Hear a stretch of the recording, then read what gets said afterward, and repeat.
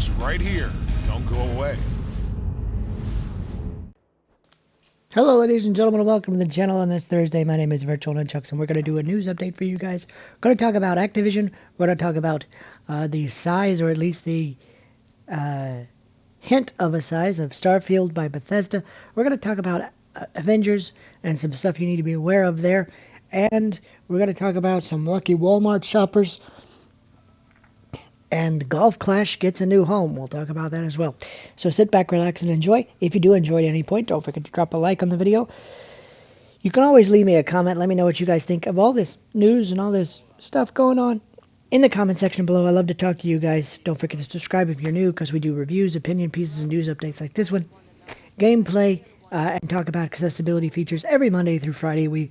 We try to put something gaming related on this channel, so if that appeals to you, subscribe, hit that notification bell. Okay, without all that stuff out of the way, all of these articles, plus some more, are listed on my Twitter account, @VNunchucks. You guys can take a look at them there, as well as talk about them here. So you have several places you can look. All right, so let's talk about Activision first. Activision has come out with their shareholders. They voted on Bobby Kotick's basic pay package for the year, and it's called a say a say to pay, or a say for pay initiative by Activision. The shareholders basically get to vote on whether or not to accept the proposed package for executives, as well as the CEO, Mr. Kotick. And this year they voted by a margin of 54% to approve the pay proposal for Mr. Kotick. And it is a significant reduction, according to them, in executive pay, in that 95% of his pay will be tied to how well he performs as a CEO and how well the company performs as a whole. So if he performs well, then he gets a bunch of bonuses and et cetera, on top of his base salary. This year, however, they voted his base salary to be $155 million. Dang, I was in the wrong business. I worked my butt off for a very well-known company. I've said it many times. I worked for Disney for a long time. I worked for several resort chains and did very well for myself. But dang, I didn't make $155 million. Shoot. All right. Now, with that said, though, $155 million might sound like it's a lot, and it is a lot. But if he does not perform well, or if Activision doesn't perform well, or certain goals are not met, then he doesn't get any bonuses. I think this is a step in the right direction. I think that, first of all, shareholders should have a say in how much they're paying their companies' CEOs and executives. I do think that if you work your butt off and become a CEO, you ought to get paid for what you do. But at the same time, if you suck at it, if you're not a very good CEO and your performance sucks, then your pay ought to reflect your lack of performance. And that's a step in the right direction. I think they've done the right thing here in allowing 95% of his pay to be attached to performance and how well the company performs and how well they meet certain goals and stuff like that. But $155 million base salary, that's pretty crazy. But yeah, that's the thing. Let me know what you guys think. I know what I do on $155 million. I'd do a lot of things, but that's for another video. All right, so there's that. Let's talk about Marvel's Avengers real quick. It's important that you know this. First of all, if you have not updated the Marvel's Avengers, especially for PS5, gotten the latest patch and the hotfix to go along with it, you need to make sure that you have all of that, because here in the last few days, fans have started to notice that their IP addresses are starting to show up on certain pages and in gameplay during their sessions with Marvel's Avengers. Activision came out, not Activision, Square Enix and Crystal Dynamics came out and said that they are committed to protecting players' personal information, and this should not have happened, obviously. They rolled out a hotfix that's supposed to have fixed that problem. So please make sure that your updates for Marvel's Avengers, especially on PS5, are up to date, because if not, you may be inadvertently giving information out about your IP information and stuff like that, and you don't want that. So please make sure that your updates are up to date. Second piece of information for Marvel's Avengers. It turns out that everybody's going gaga over this. Marvel's Avengers is finally getting MCU content, especially in the form of Captain America's Avengers in-game outfit. You can go into the marketplace right now, purchase it for currency. If you don't have the currency, you can of course purchase the currency with real money, because hey, that's how they pay for all the downloads and the downloadable content and all the updates that they put on the game. But people are really excited. They really like the outfit. They really think it's awesome to be finally putting MCU content on it. It's a very popular addition to the marketplace. But if you want to take advantage of that, now's the time to do it. So yay, it's about time, because right now, for the last 10 years or so, that's how people associate Marvel characters. So it's about time they got an okay to do that. So that's a good thing. If you like that kind of stuff. I personally stay away from microtransactions as much as possible, but I understand wanting to have those outfits and stuff like that as well. All right, so let's talk about some Walmart stuff. Normally I don't mention Walmart, but it is pretty cool.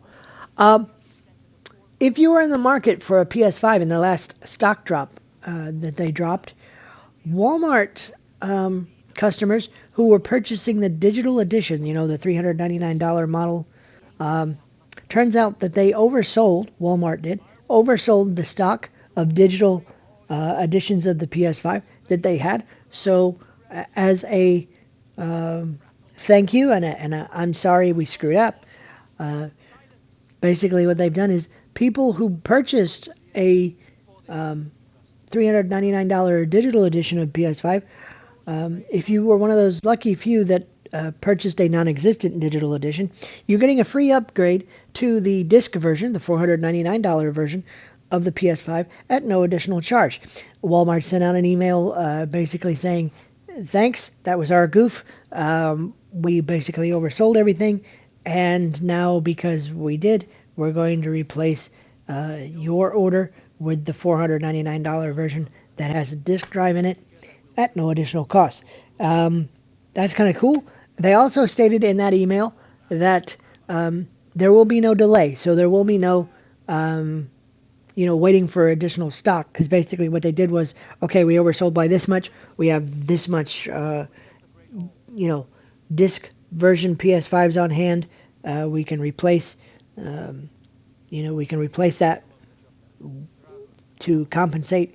So there will be no delay in delivery. If you ordered one, they gave you a delivery window, you're going to have the same delivery window. There's not going to be any delays, no more waiting for additional stock and waiting for weeks and stuff like that. So that's really cool. Glad Walmart stepped up, did the right thing there, and so they deserve a kudos, and they deserve to be on the news show today. All right, so we talked about Avengers, we talked about Activision, we talked about all that stuff. One more story, and then I think we'll call it quits for the day. If you're a fan of Golf Clash now has a brand new... Oh, wait, I forgot. We have two more. But anyway, Golf Clash has a brand new home.